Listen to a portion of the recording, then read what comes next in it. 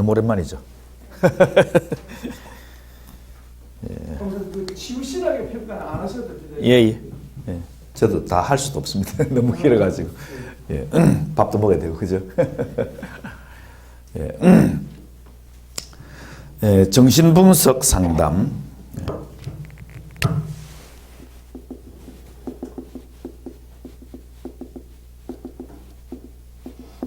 자, 정신분석 상담은 첫째 우리가 기억해야 할 사람 이름이 프로이트입니다. 프로이트.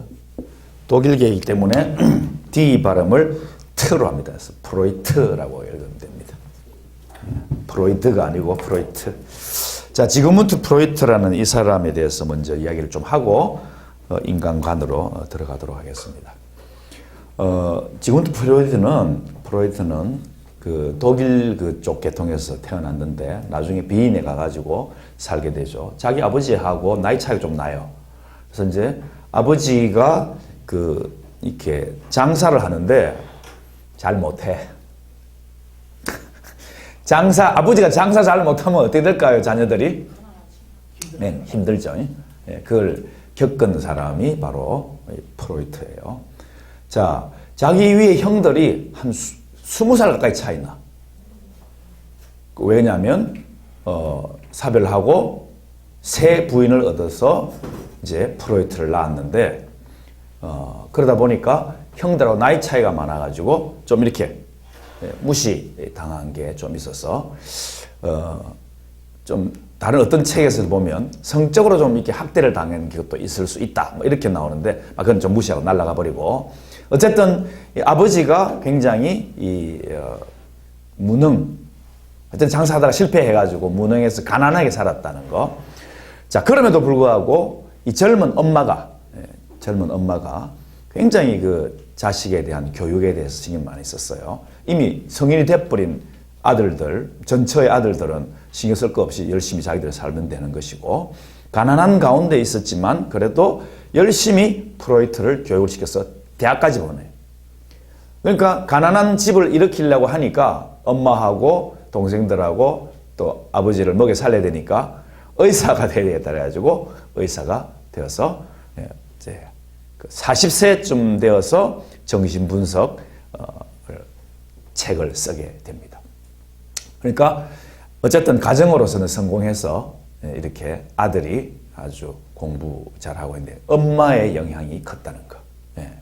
그러나 아버지는 굉장히 권위주의적이었어요. 옛날이니까 더 그랬겠죠. 1800년대니까 더 그랬겠습니다. 그래서 이런 그 과정 가운데서 프로이트가 굉장히 의사로서, 정신과 의사로서 이렇게 이제 활약을 하게 되는데, 이런 활약 가운데 프로이트를 왜 우리가 100년 넘은 이 사람을 갖다가 상담 혹은 심리 상담가로서 독보적인 존재로 취급을 하느냐 하면, 첫째로 미안합니다. 그 프로이트 이전과 이후로 나눠야 돼. 프로이트 이전과 이후로 나누는데, 프로이트 이전에는 이 심리적인 문제, 정신 이상적인 이런 문제가 있을 때 뭐라고 했냐 그러면 교회에서 많이 한 게 뭐냐면 바로 이겁니다. 저 귀신이 들렸다. 마녀 사냥. 화형시키거나 하는 그런 경우도 있었고, 이건 막 교회적인 그런 막 안 좋은 그런 일이 있었다 그러면 이제 역사 속에서 분명히 드러나는 그런 일들이라서 우리 교회가 회개하고 몰라서는 어떻게 하겠습니까? 회개해야 되는 그런 부분이라고 생각되고, 그 다음에 이 의학이 발달하면서 육체적인 이런 그 치료라는 것은 아무래도 많이 있어 왔음에도 불구하고 서양에는 그렇죠. 그런데도 불구하고 이 심리적인 거에 대해서는 전혀 몰랐다는 거예요. 그래서 이런 정신 이상적인 이런 환자를 보면 또 막 불같이 화를 내거나 막 집어 던지고 막 칼로 자해하고 이런 정신적인 그런 질환이 있는 사람들을 대할 때는, 그래서 정신과 의사가 생기기 시작했는데도 불구하고 심리라는 말 자체를 몰랐다는 거예요. 이 심리를 처음 사용한 게 바로 프로이트라고 보면 됩니다. 그래서 이거는 틀림없이 이 뇌에 이상이 있는 사람이다. 틀림없이. 반은 맞췄어요. 뇌에 있는 사람에서 뇌에다가 이 드라이브로 해가지고 구멍을 뚫어가지고 뇌가 하여튼 정상이 아니니까 뭔가 바로 해야 된다. 이런 정도로까지 실험적인 그런 치료도 있었다고 해요.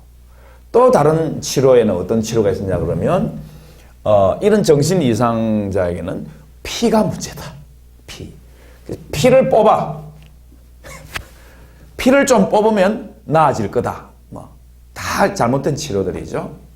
근데 프로이트가 어린 가난한 시절을 겪고 또 공부하고 인간을 연구하고 사례들을 모으고 자기 딸까지도 이렇게 그 연구에 나중에는 같이 하고 나중에는 이 방어 기제라는 게 나오는데 방어 기제에 대해서는 딸이 굉장히 큰 공헌을 합니다. 우리 정 목사님처럼 체계화식 모든 그 방어 기제를 체계화시켜 책을 만들어내는데 아주 독특한 그런 그 대를 이은 아버지와 딸이 대를 이은 정신 분석 그 학문을 이루어내죠. 체계화 굉장히 중요합니다. 그동안 수많은 그런 환자들을 다루었는데 그걸 체계화해서 책을 만든다는 걸 얼마나 중요하겠어요. 그래서 이런 상황 가운데 프로이트라는 사람이 나타나서 인간을 심리적인 문제가 있다. 이 심리적인 문제를 치료를 해줘야 되는 것이지 그냥 치료되는 것은 아니다 하고 시작하는 것이 바로 정신분석이라는 것이죠. 그래서 이제 그 토대, 기초를 잠깐 말씀을 드렸습니다. 자, 그럼 심리적인 이런 것을 다룰 때에 그러면 아까 우리 정 목사님 말씀하신 것처럼 인간관이 나오잖아요. 그죠? 정신분석 상담은 인간을 어떻게 보느냐 하는 기본적인 가정이 굉장히 공부해야 될 그런 중요한 부분이고 이것을 우리는 또 치유신학적인 평가를 반드시 해줘야 될 그런 부분들이 나와요. 나중에 보시면 이런 분석 그 이론들과 또 행동주의라든지 또 인간 중심 이런 그 치료들을 보면요. 인간을 긍정적으로 보느냐 부정적으로 보느냐 딱 양단간으로 나와서 굉장히 긍정적으로 인간을 보고 치료만 하면 엄청 좋아질 수 있다. 이렇게 나가는 쪽이 있고 인간을 굉장히 정신분석 상담은 부정적으로 보는 거죠. 굉장히 부정적으로 보는 거죠. 그래서 인간관이 굉장히 중요하다. 자, 그러면 첫 번째로 인간관에 대해서 공부를 하도록 하겠습니다. 넘어가서 우리 235쪽이죠.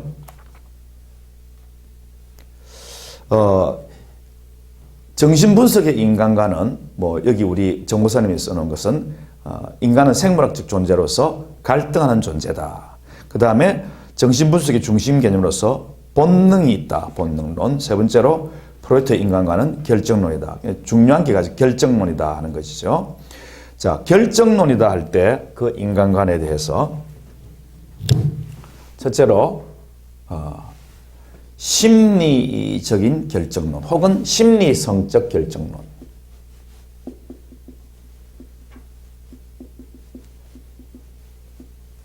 이거는 그냥 나온 것이 아니라 프로이트가 굉장한 사례를 보고 인간들 사례를 보고 환자들의 사례를 보고 또 자기 자신의 그 사례를 생각하면서 자기가 이제 성장했으니까 그걸 보면서 써 놓은 것이 바로 심리성적인 결정론이라는 겁니다. 두 번째로는 이 사람이 굉장히 우리에게 나중에 우리 정 목사님 쓰는 글에 평가에도 나오는데 무의식의 세계를 발견했다는 것입니다. 무의식의 세계. 무의식. 의식이라는 게 그냥 겉으로 드러나는 그런 의식의 세계뿐만 있는 것이 아니라 그 다음에 전의식이라는 게 있고 또 무의식이라는 게 있다. 이렇게 인간을 바라본 것이죠. 그리고 세 번째로 우리가 어떤 일을 추진해 나가는 에너지가 있는데 그 에너지는 사실은 성적인 욕구, 성적인 이 욕구가 사실은 우리가 모든 일을 하는 에너지가 된다. 이렇게 삶의 원동력이다. 성적인 욕구가 에너지, 삶의 원동력이다. 이렇게 봤어요. 네 번째로는 정 목사님 세 개만 쓰는데 어린 시절에 물론 여기 밑에 보면 다 나옵니다. 여기 3번 결정론에 보면 다 나오는데 어린 시절의 경험 특히 태어나서부터 5세까지의 그 아이들에게 그 경험하는, 자, 여러분 만약에 1세 태어나서부터, 아니 태어나기 전부터 뱃속에서부터 5세까지로 한다 그러면 아이의 경험의 대부분은 누구일까요? 엄마 아빠죠. 그 중에서도 엄마. 예. 엄마에 대한 그런 경험이 아이의 모든 성격을 결정한다. 이런 식으로 이것을 말하는데, 이때 경험하는 모든 것들이 사실은 어린 시절이기 때문에 나중에 이제 그 성격 발달의 그 과정을 보면 뭐 성기기, 구강기 뭐 이런 식으로 해가지고 나오는 게 있는데, 어린 시절에 아무것도 할 수 없는 아기였을 때부터 5살 때까지의 이 경험이 이 무의식 세계에 쌓이고 쌓인다는 거예요. 그래서 프로이트 같은 경우에는 마치 장작이 쌓이듯이 그렇게 차곡차곡 어린 시절에 무의식의 세계에 어린 시절의 경험들이, 그 좋은 경험이든 안 좋은 경험, 특히 안 좋은 경험이겠죠. 해결되지 않는 미해결 과제 이런 것들이 쌓여서 이제 어느 성인이 되었을 때 여기에 불만 땡겨버리면 그냥 확 폭발해버리는, 그리고 큰 화재가 나는 그런 일들이 바로 이 어린 시절의 경험에서 쌓인 것들에서, 그러니까 성격이 이렇게 형성됐기 때문에 그런 일들이 있다는 거죠. 그래서 어린 시절의 이런 경험들에 대한 그런 모든 원인이 있을 거 아니에요. 그 원인을 제거해주면 이런 결과도 없어진다 해서 이런 치료를 할 수 있다, 정신치료를 할 수 있다, 이렇게 긍정적으로 보고 나아가고 있습니다. 그래서 프로이트는 이 구강기라 그래가지고 어릴 때 아기가 태어나면 젖을 먹고 빨잖아요. 만족하면 그냥 자고 또 싸고 먹고 자고 싸고, 이게 애들 일인데, 그렇게 되는 게 그 성적인 결정론을 가지고 있다. 그러니까 여기에 부족하면 엄마가 제때 젖을 안 준다든지 혹은 우유를 안 준다든지 하는 이런 것들이 다 이렇게 쌓여서 무의식 쪽에 그런 어떤 성적인 욕구로서 쌓여 있다는 거죠. 그래서 인간이 살아가면서 이런 성적인 욕구, 에너지, 삶의 원동력이 사실은 성적인 것이라고 하면서 굉장히 오해를 불러일으키는데, 사실은 여기에 성적인 욕구는 에로스라는 거예요. 에로스. 에로스 나쁜 것만 있는 건 아니거든요. 그래서 삶의 원동력이 아주 긍정적인 사랑이라는 것이다. 사랑이 사실은 성적인 것이다, 이렇게 보는 거죠. 그러니까 프로이트 아주 독특하게 그 분야를 자기가 말을 하고 있습니다. 그래서 이런 그 네 가지 혹은 세 가지, 왜냐하면 성적인 욕구나 심리 성적 결정론이나 마찬가지이고, 또 어린 시절 경험이라는 것이 바로 여기에 들어가기 때문에 결국에는 이 세 가지를 하나로 본다면 그냥 심리 성적 결정론과 삶의 에너지인 그 성적인 욕구와 어린 시절의 그런 모든 성적인, 그러니까 빨고 싸고 하는 이런 모든 걸 성적인 걸로 본 거예요. 왜냐하면 부모의 그 사랑을 받아야 살 수 있는 게 인간이라는 존재니까. 이런 걸 통해서 이 세 가지를 하나 본다면 큰 거 한 개하고 무의식이라는 이 두 가지가 굉장히 프로이트의 중요한 그 주요 개념이다, 이렇게 보시면 되겠습니다. 그래서 주요 개념을 한번 들어가 봅시다.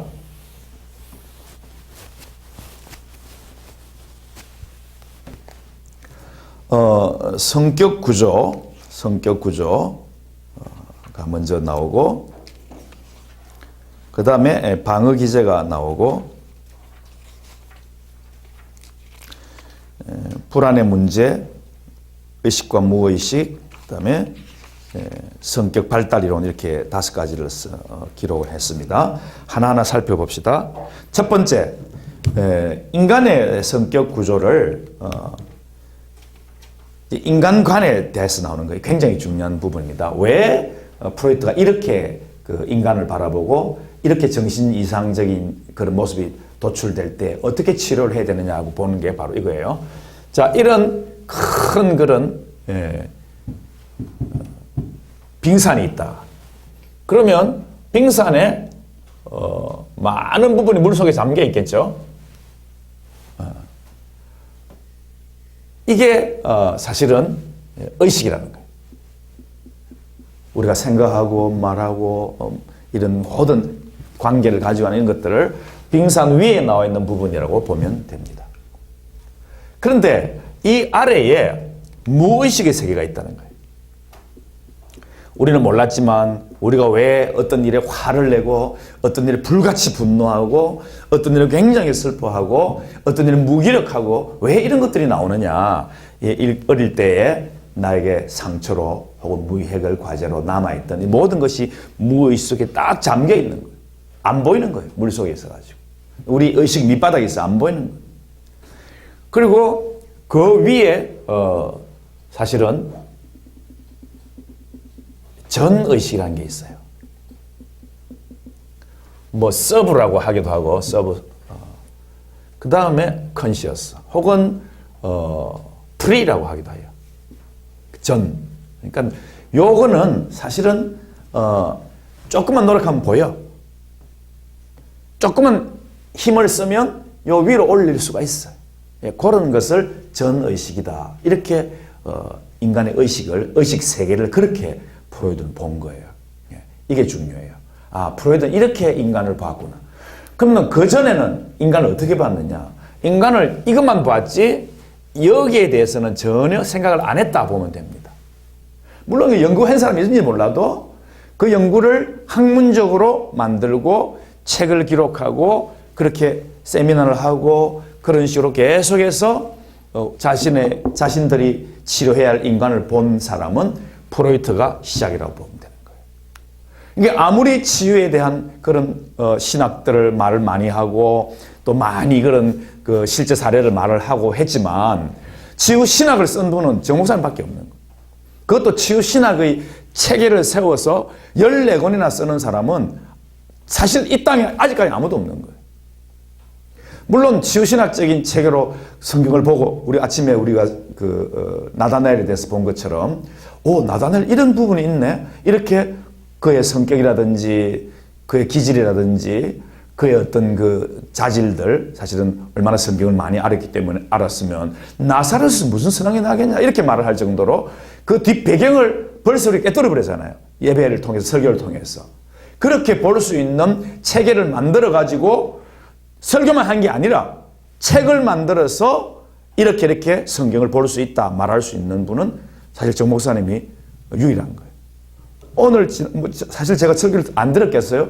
들어도 또 새로운 거예요. 그만큼 정 목사님의 치유적인 체계는 깊다 이렇게 보면 되는 거예요. 그래서 프로이트도 사실은 이렇게 의식과 전의식과 무의식으로 바라보면서 독특하게 유일하게 이제 인간의 의식의 체계를 바라보면서 자 그럼 이 무의식이 뭐 하는 거냐 하는 걸 다 설명했잖아요. 어릴 때 받았던 부모로 받았던 특히 엄마로 받았던 그 모든 상처가 이 속에 다 잠겨 있다. 근데 이것 때문에 내가 지금 현재 의식 세계 속에서 갑자기 이게 팍 올라와가지고 나도 몰랐는데 그것이 문제가 되어서 다투고 싸우고 힘들게 됐던 이런 모든 것들에 대해서 아무도 그 이전에는 설명한 사람이 없었다. 그러나 이런 현재의 이 문제를 사실은 이 무엇이란 것을 통해서 설명을 너무 잘했다는 거예요. 이걸 우리가 차용한다는 거예요. 그리고 실제로 예수 믿고 우리가 다 사실은 구원받고 다 끝났는데 왜 지금 이런 나의 문제가 생겼느냐. 조상적으로 흘러났던 아담 때부터 흘러내려왔던 수천 년 먹은 혹은 한민족으로부터 나왔던 이런 한에 대한 슬픔에 대한 모든 문제 혹은 나의 부모로부터 나의 또 외가 쪽의 부모로부터 혹은 그 윗대로부터 할아버지 할머니부터 이런 그 조상적으로 내려온 것들을 우리는 사실 몰랐잖아요. 근데 알고 보니까 여기에 큰 DNA적인 이런 문제로 우리가 자리 잡고 내려왔구나.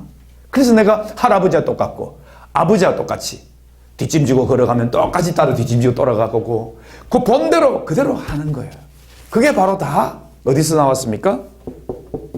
어릴 때부터 부모로 받고 또 사회로부터 교육을 받아오면서 도덕적으로 형성되어 나가는 그런 모든 것이 사실은 무의식에 딱 자리 잡고 있다가 어느 날 좋은 것이면 좋겠는데 안 좋은 것으로 딱 등장할 때는 그것이 문제가 되어버려요. 이게 제대로 이렇게 분노 조절이라든지 이런 게 내가 안 되는 그런 정신적인 질환이 많으면요 상담받지 않으면 안 되는 거라. 이런 문제들을 프로이트가 잘 정리해서 우리에게 남겨주었다. 우리가 따서 사용하면 되는 거죠. 우리 정 목사님은 이런 그 의식과 무의식을 설명하면서 빙산은 사실은 프로이트가 처음 자기가 말한 거고 정무사님이 이런 이야기를 했어요. 이런 책상이 있다.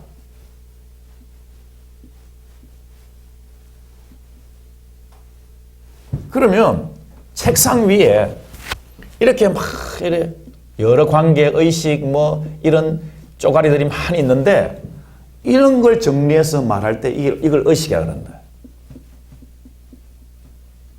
내가 생각하고 말하고 행동하는 모든 것이 바로 여기에 있어. 그런데 전의식이 뭐냐? 여기 보면 손을 주르륵 잡아당기면 서랍이 쑥 나오잖아요. 길쭉한, 그죠? 그럼 요 속에 들어있는 거, 요 속에도 막 많은 그런 것들이 잡다한 것들이 있단 말이에요. 그러니까 끄집어서 싹 쓰려고 그러면 얼마나 쓸 수 있는 것들이 전의식이라는 거예요. 근데 여기 또 보면 열쇠가 자물쇠가 딱 있어. 이건 딱 잠기게 돼 있어. 이 잠겨 있는 거는 열쇠를 열어가지고 잡아당겨야 되기 때문에 이거는 끄집어내려면 굉장히 힘든 거죠. 근데 이 힘든 작업을 사실은 무의식의 세계, 이게 무의식의 세계고, 이게 전의식의 세계고, 이게 의식의 세계라면 이것을 끄집어내 써서 치유하는 게 바로 상담자가 해야 될 일이다. 전승분석 상담자가 해야 될 일들을 이 환자의, 이 내담자의 무의식의 세계에 무엇이 들어있기 때문에 오늘날 이런 문제가 발생했는가, 그것을 끄집어내서 좋게 바꾸어주는 거. 그걸 갖다가 전무사하면 이렇게 의식, 전의식, 무의식을 이렇게 설명했는데 참 머리에 쏙 들어왔어요. 예. 아, 전의식은 이렇게 딱 끄집어서 얼마든지 쓸 수 있는데, 조금만 돌아가면 쓸 수 있는데, 무의식은 끄집어내서 쓰는 게 좀 어렵구나. 그래서 상담자가 필요하구나 하는 것을 공부를 했던 적이 있습니다.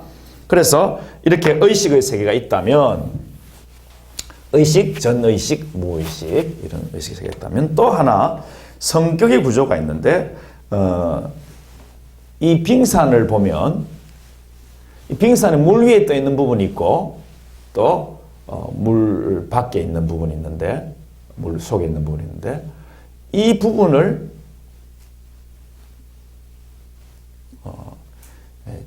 여기를 자라고 한다. 자. 그 다음에 원초화라는 게 완전히 물속에 잠겨 있는 것이 원초화라는 게 있다. 그 다음에 또 마지막으로 초자라는 슈퍼에고라는 게 있다. 이는 물속에도 있고 물 위에도 있고, 자아도 물속에도 있고 물 위에도 있고, 원초화는 아예 물속에 있는 것으로 그렇게 설명을 대부분 하더라고요. 그래서 237페이지 보면 성격 구조의 1번 양가로 1번에 보시면 원초화가 있죠. 이드. 따라서 해봅시다. 원초화. 이드. 예, 이걸 갖다가 뭐 원초적 자아라고 해도 되고, 뭐 본능이라고 이렇게 설명하는 사람도 있고요. 어쨌든 뭐 외국어니까 이드라는 원래로 본능의 욕구를 충족하기 위한 것이고, 어떤 원리를 따르냐면 이 원초화라는 나의 부분은, 나의 그 성격의 구조의 부분은 쾌락의 원리를 따른다. 본능적으로 먹고 싶으면 먹어야 되고, 싸고 싶은 건 싸야 되고, 때리고 싶으면 때려야 되고, 뭐 온갖 것들이 다 사실은 원초화라고 보시면 되겠습니다. 그래서 생물학적인 존재로 밑에서 셋째 줄 보시면, 밑에서 셋째 줄 237페이지 밑에 셋째 줄을 보면 인간이 생물학적 존재로 태어나면서 유전적으로 가져온 것이다. 본능의 지배를 받는다. 원초화는 본능의 지배를 받는다. 그래서 원초화는 세 가지 자아 중에서 가장 막대한 힘을 가지고 있다는 거예요. 삶의 부분이죠. 우리가 먹자 원하면 살지를 못하잖아요. 이런 부분들이 원초화라 보면 되겠습니다. 근데 이게 좋은 것만 하면 좋은데 안 좋은 거, 그러니까 성본능도 있는데 먹고자 하는 본능은 뭐 먹으면 되는 거고, 또 안 먹을 때는 또 뭐 굶어야 되는 이런 게 원초화라 그러면, 특별히 이 성본능이 나쁘게 잘못 자, 부모로부터 내 무의식의 세계 속에 있던 충족되지 못한 이런 성적인 욕구가 있으면 어느 날 그것이 나쁜 쪽으로 드러나 버리면, 이 사실은 원초화가 너무나 강하게 드러나 버리면 살인도 저지를 수 있고 강간도 할 수 있고 이런 나쁜 쪽으로 가는 것들이 원초하다 이렇게 보시면 되겠습니다. 두 번째로 이 자아는 이 물 위와 물 아래가 있는데 현실적인 이런 그런 부분들을 보는 거죠. 현실적인 부분들을 보고 이 사회는 나만 있는 게 아니구나. 다른 사람과 내 욕심대로 즉 내 원초화대로만 다 할 수는 없는 거구나 하는 깨닫는 거예요. 살아가면서. 그래서 내 욕심대로 다 먹고 자는 걸 다 먹을 수도 없고 또 관계를 가지고 가는 사람과 다 관계를 가질 수가 없고 하는 것들을 느끼는 게 바로 자아이기 때문에 이 원초화를 억누를 수가 있는 거예요. 물론 좋게 억눌러야죠. 너무 나중에 억압형이 나오는데 방어 기제 중에 너무 강하게 또 눌러버리면 이것이 튕겨져 나오니까 절제하고 하는 이런 부분들에서 자아가 잘 눌러줘야 되는 거예요. 예. 그래서 이런 자아는 또 특별히 초자라는 게 있는데 거기 봅시다. 자아는 에고라 그러고요. 그 다음에 초자는 슈퍼 에고라고 한다. 이 슈퍼 에고는 사실은 쾌락보다는 완전함을 추구하는 기능으로서의 한 개인의 도덕적인 규범이다. 그러니까 어릴 때부터 이 아이가 자라가면서 점점점 바깥 세계 사람, 처음엔 엄마와만 소통하다가 나중에 점점 다른 아이들과 소통하고 또 다른 어른들도 소통해야 되고 또 내가 아무데나 오줌 싸면 안 되고 또 뭐 하여튼 훈련도 해야 되고 또 내가 신경질 난다고 아무나 때릴 수도 없고 하는 이런 모든 도덕적인 관념 또 혹은 사회 질서적인 법적인 체계 이런 것들을 지켜나가야 하는 거구나 하는 것을 알아가는 게 바로 초자라고 보면 됩니다. 슈퍼에고다.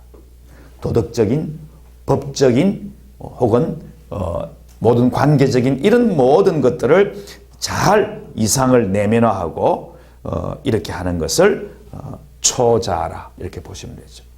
그러니까 인간이 자라가면서 이런 자아라는 부분이 있고 원초라는 부분이 있고 초자라는 부분이 있구나 하고 인간관을 프로이트는 그렇게 생각한 거죠.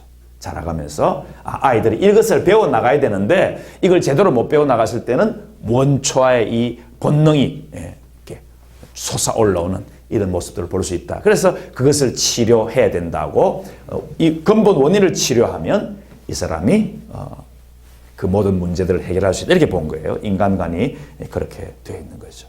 그래서 의식적인, 전의식적인 혹은 무의식적인 체계와 이 세 가지 그 성격 형성에 있어서 자아와 초자와 원초와 이것을 잘 배합을 했어요.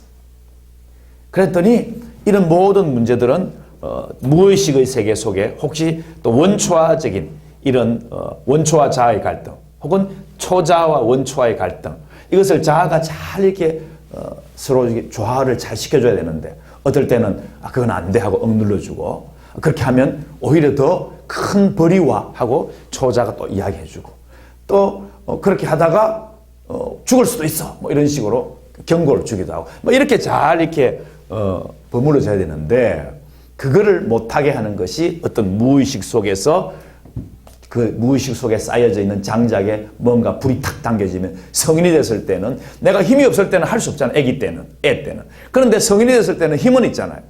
그런데 이 힘을 나쁜 쪽으로 사용해버리면 그때는 정신적인 질환 문제와 더불어서 사회에 폐해를 끼치니까 그런 사람을 어떻게 치료하냐 하고 이 인간의 모든 성격과 또 이런 의식의 문제를 잘 파악했다고 보면 되겠습니다.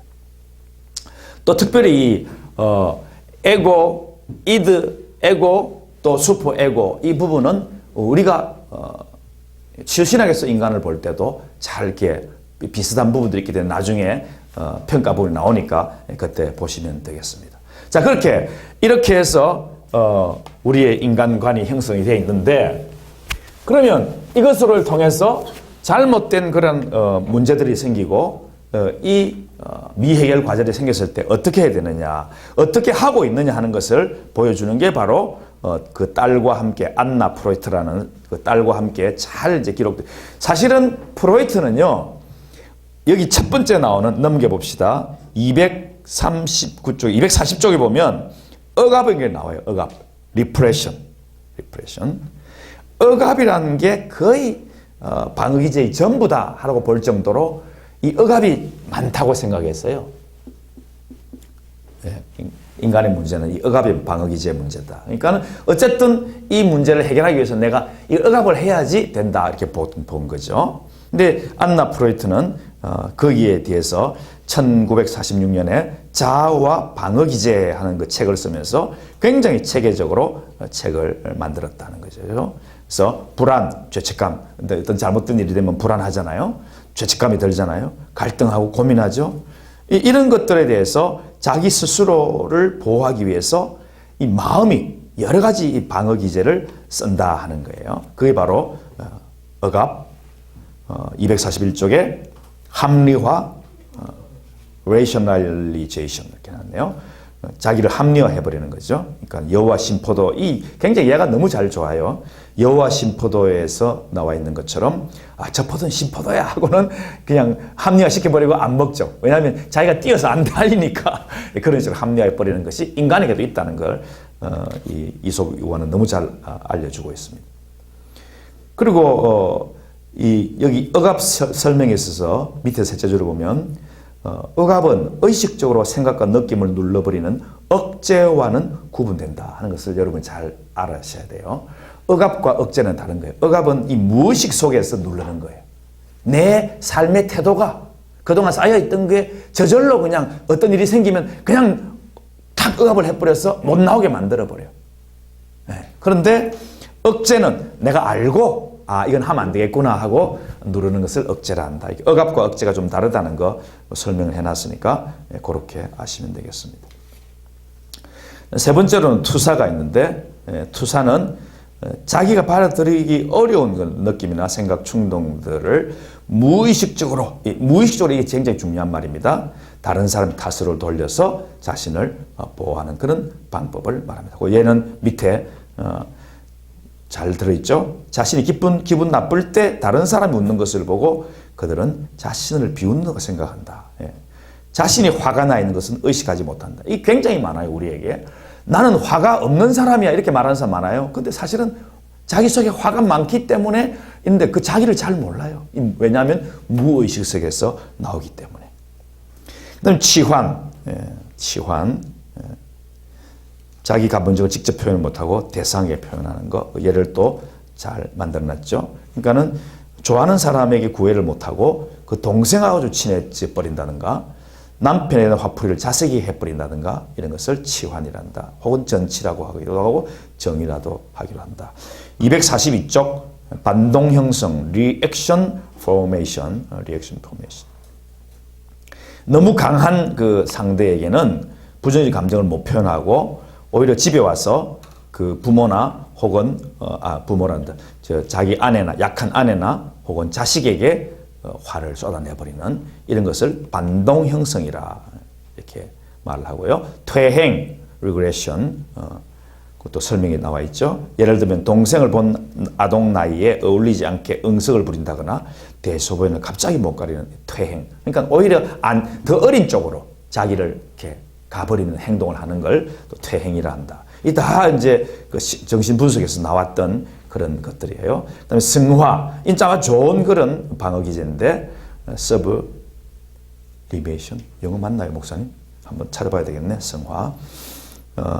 사회적으로 용납할 수 없는 성적인 충동이나 공격적인 충동을 사회적으로 인정되는 형태와 방법을 통해서 발산하는 거. 쉽게 말하면 운동으로 혹은 예술로 이렇게 바꾸어서 그런 어떤 그 성적인 충동이 올라올 때마다 그걸 예술로 승화시킨다 하는 것이죠. 부정, denial.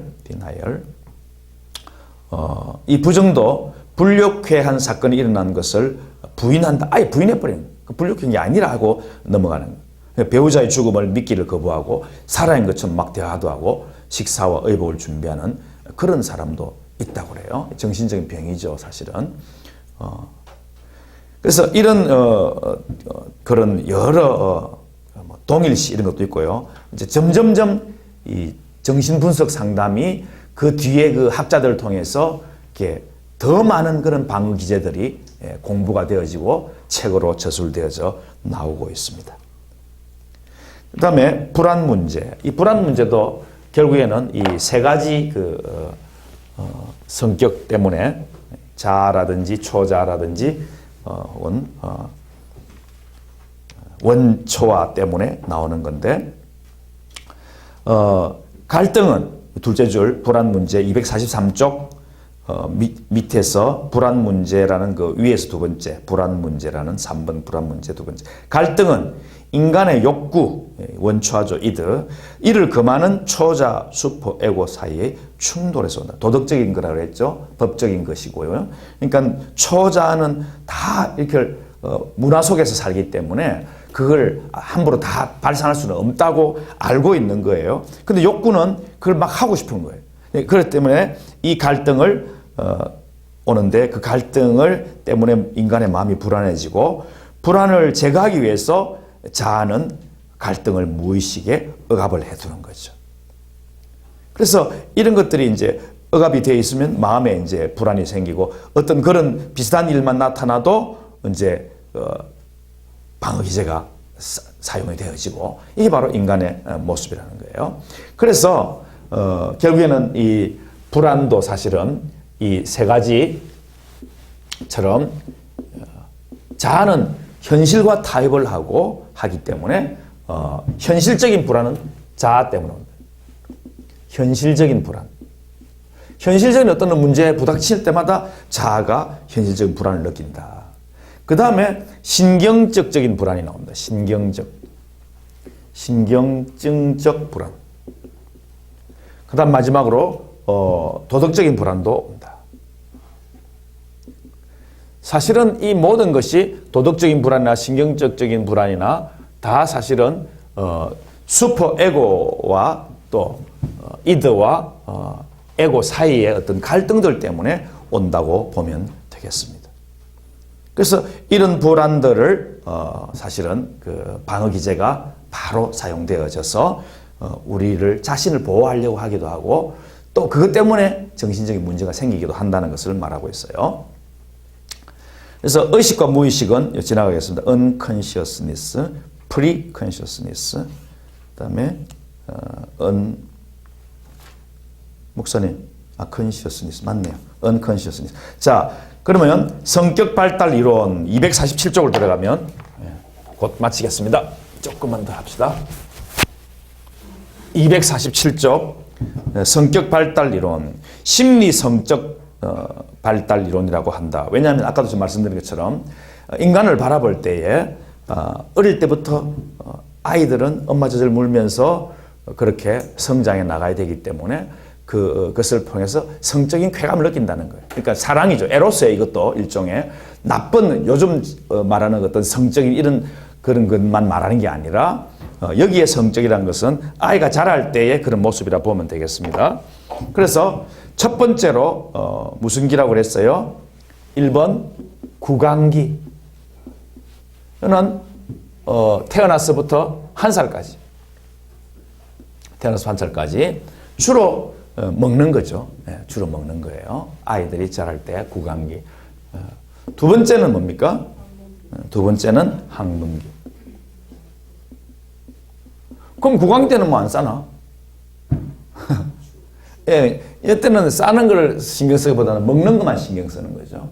근데 1살부터 3살까지는요, 1살부터 3살까지는 자기가 싼 똥을 냄새도 맡아보고, 만져도 보고 하면서 어떤 그런, 어떤 뭐랄까, 관심을 가진다는 걸 말을 하는 거예요. 그래서 그것이 그것도 성적인 어떤 모습이라 본다 하는 것이죠. 그 다음에 세 번째로는, 남근기. 여기 이제 남자니까, 특히 우리 프로이트가 남자니까 이걸 봤겠지만 자신의 성기에 집중한다는 그런 것이에요. 만져도 보기도 하고 오줌 눌 때 보기도 하고 다른 아이들 하는 것도 보기도 하고 이러면서 남근기라는 그런 시간이 있다. 이때는 5살까지라고 봅니다. 6살까지 보는 사람도 있어요. 얼마든지 이 시기는 약간씩 차이 날 수 있는데 대부분은 한 5살 정도까지라 만 5세까지라고 보는 겁니다. 그래서 이때에는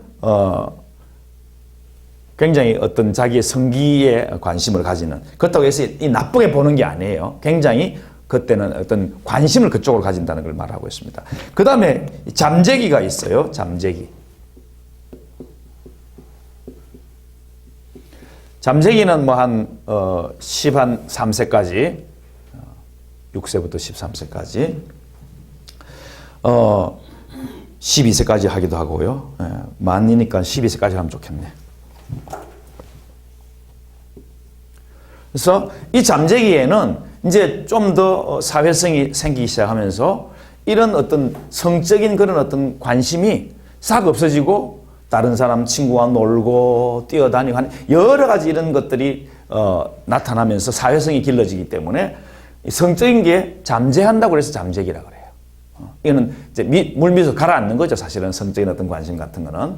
그러면서 다시 이제 마지막으로 5번째 성기기라고 그래가지고 이것 때문에 프로이트가 좀 오해도 많이 받고 실제적인 그런 문제도 있지만은 만 12세부터 13세라고 보면 되겠죠. 12세, 13세부터 노년까지. 아니 뭐 청소년기까지라고 봐도 돼요. 결국에는 인간은 이 성기기, 성적인 이런 모든 욕구가 사실은 그 에너지다 이렇게 보는 거예요. 그래서 이렇게 인간의 성적 발달 이론 혹은 심리성적 발달 단계라 이렇게 말을 하고 있습니다. 그래서 이렇게 어떤 힘들이 자꾸 에너지가 주어지는데 삶의 에너지죠. 삶의 에너지를 사실은 프로이트는 두 가지로 봤어요. 삶의 본능, 그 다음에 죽음의 본능. 이렇게 이것도 일종의 인간관이라고 보면 되겠는데 삶의 본능을 에로스라고 해요. 에로스. 이는 죽음의 본능은 타나토스. 이렇게 보면서 이 삶의 본능, 에로스를 이끌어가는 에너지를 리비도다 이렇게 말했어요. 리비도다. 이 에너지가 있어야 될 거예요. 움직일 거예요. 삶 본능이 있는데 본능을 끌고 가는 게 뭐냐? 그걸 리비도다 이렇게 봤어요. 그러니까 이렇게 보면서 인간을 이렇게 보면서 미해결 과제가 있고 또 폭발적인 이런 정신적인 질환이 있고 할 때에 치료할 수 있는 그런 것들을 인간을 이렇게 보면서 그 무의식 속에 세계 속에 가라앉아 있는 그것을 끄집어내어서 그것을 잘 해석을 하고 또 그에게 내담자에게 설명을 해주고 또 알아듣게 해서 다가오게 하고 그런데 어떤 경우가 생기면 전이 현상이 생겨서 내담자가 상담자를 바라보면서 자기 어릴 때 아버지를 본다든지 어머니를 본다든지 그런 식으로 이렇게 투사를 하게 되고 이런 현상들이 생기는데 그런 그 상담의 과정들을 잘 겪어가면서 계속해서 무의식 속에 쌓여있는 이 안 좋은 것들을 미해결 과제들을 끄집어내서 그에게 설명해서 당신의 이 문제가 이런 것 때문에 생겼다고 설명해 주는 게 상담자의 일이다. 이렇게 보면 되겠습니다. 그래서 상담의 목표를 보면요. 250쪽 한숙자 교수라고 한 게 밑에 마지막 패러그래프에 보면 나와 있죠. 둘째 줄 밑에서 하나 둘 셋 넷 다섯 여섯 일곱째 줄 이것에 대하여 한숙자 교수는 정신분석 상담의 목표를 다음과 같이 정리하고 있다. 정신분석 이론은 무의식적 갈등을 무의식 갈등이 있는 거예요. 자기가 알지 못하는 게 쌓여 있는 거예요. 내 속에 의식화 시켜서 이게 바로 상담자가 해야 될 일이에요. 개인의 인격을 재구성하는 데 있다. 무의식 자료에 대한 탐구가 계속되어 갈등을 이해하게 되면 이제 상담자가 이해를 시켜주는 거죠. 통찰이 생겨요. 통찰이라는 말도 중요한 말인데 통찰이 생기면 인격의 병적인 부분이 수정되고 건강한 인격을 가지게 된다. 이렇게 보고 치료를 하는 것이죠. 결국 인격의 재구성은 무의식적 내면 세계를 의식화시켜서 안 좋은 거를 의식화시켜서 그것을 통찰하고 내 이래서 안 좋은 거구나. 부모에게 이렇게 내가 상처를 받았기 때문에 이런 성격이 있구나. 그럼 그걸 다 해결해야지 하고 해소되면 적응을 해서 문제 해결적인 자아의 기능을 강화하게 돼서 그렇게 치료가 된다고 보는 거예요. 그렇기 때문에 이것은 시간이 많이 걸리는 거예요. 장기적인 그런 관점에서 프로이드는 정신 분석을 하고 했다. 그래서 251쪽 이쪽 보면 상담 과정에 보면 프로이트는 정신 분석의 과정을 뭐 하는 걸 봤다고 그랬죠? 장기 게임을 하는 것들이 그러니까 굉장히 시작, 마무리 이렇게 굉장히 중간 단계는 다양한 변화, 개방, 예측하기 힘들 정도로 복잡. 그러니까 이 많은 과정을 거쳐야 된다 이렇게 봐서 여기에 반발해서 너무 시간 없는데 이렇게 길게 보느냐 하고 여기에 반발해서 다른 그런 심리 상담 그런 학문도 생기게 되는 거예요. 그러니까 처음 학문이 바로 정신분석이라면 여기에 약점에 반발하고 끼어드는 것들이 이제 다른 심리 상담들이다 이렇게 보시면 되겠어요. 그 과정은 처음엔 치료 동맹을 맺어야 된다. 이거 다 지금도 쓰고 있어요. 상담자와 이 내담자 사이에 치료 동맹이 이루어져야 되는 거예요. 그 다음에 훈습. 이제는 훈습의 과정들을 거쳐. 훈습이라는 건 훈련하고 습득하고 하는 거예요. 그러니까 계속해서 이 연습하고 해야지 되는 것이지 내 내면에 이 무의식 세계에 쌓여 있는 것이 하루아침에 해결되지 않아요. 그 장기 과정인 거죠. 이런 과정을 거친다 이렇게 보면 되겠습니다. 그래서 예. 그래서 주요 상담 기법에 있어서 254쪽 요거만 마칠게요. 254쪽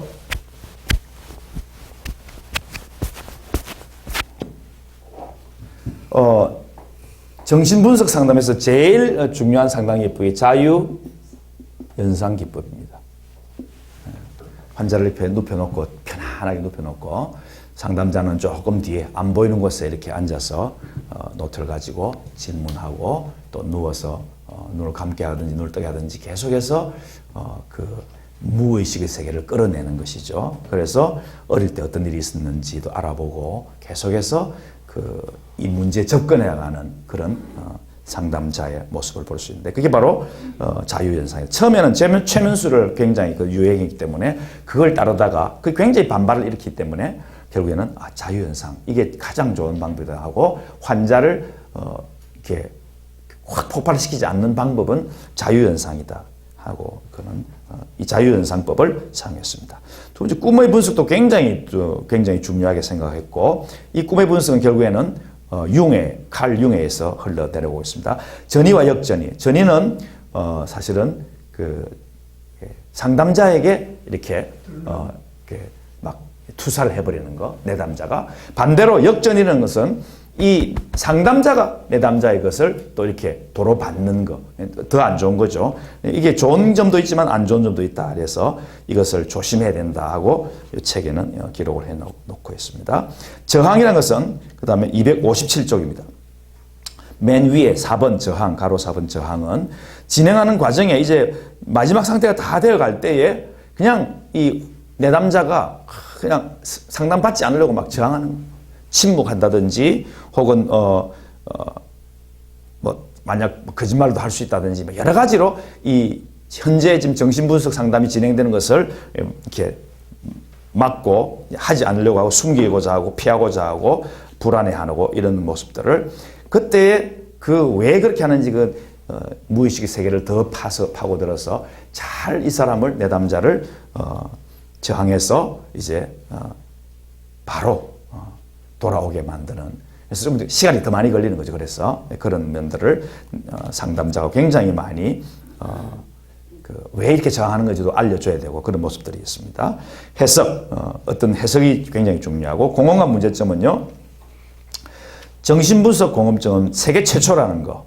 성격이라든지 이런 여러 가지 문제, 이드, 슈퍼 에고 이런 것들, 그다음에 무의식 이런 것들을 최초로 이렇게 말했던 큰 공헌점이 있다는 것을 말씀을 하고 결국은 더욱 학문이 발전하면서 방어 기제가 굉장히 많이 지금까지 온 상담에 다 쓰여 있어요. 정신분석만 쓰는 게 아니라 다른 상담들도 이 방어 기제를 사용을 하고 있을 정도로 많은 공헌이 있다. 문제점은 사실은 너무 유아기 때부터 성적인 동기로 했는데 이게 바로 프로이트의 성장 과정과도 관계가 있다. 그러니까 결국에는 불완전하다는 것을 우리가 파악할 수 있는 거예요. 문제점이 바로 이렇다.